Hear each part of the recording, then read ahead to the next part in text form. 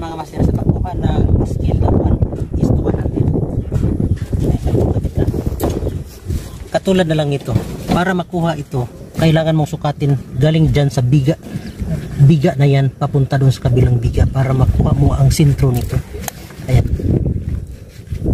So ito sa center ng 1 papunta dyan, hindi siya umabot sa 1 cm. So may nasa 8.5 mm lang siya. Sa actual niyan mga master, nasa 85 cm. Ayan, 85 cm. Kung tayo. Okay. Ito yung 85 cm. Tapos sa kabila na naman, ito, papunta dito sa kabila. Sukatin natin yan. Ayan. Nasa 1.5 cm. So sa actual niyan 150 cm o kaya 1 metro at kalahati. Ayan. 1 metro at kalahati.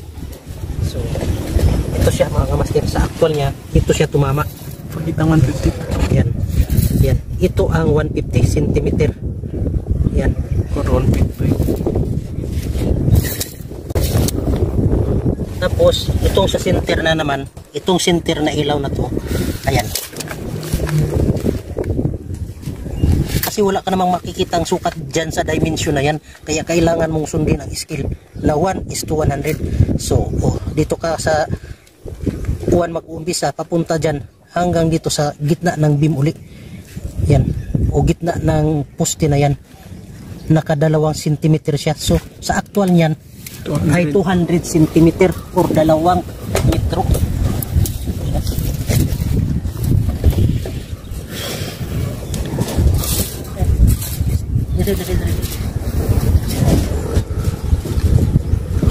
Ito yung 2 metro. Ayan. 2 metro. Tapos sa kabila, pareho lang yung sukat ng isa. Yan. Ito. Sukatin natin ulit kasi nalimutan ko na. Yan. Sukatin natin ulit. 1.5. 1.5. So 150. Galing ko. 150. Kaya sa tama talaga mga master, kailangan mo itong sundin na skill na 1 is to 100. Kasi ang sukat naman dyan na makikita mo partition to partition, wala kang makikitang sukat dyan galing dito sa beam or papunta doon sa kabila.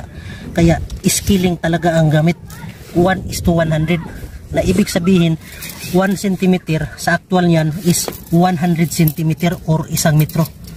Okay.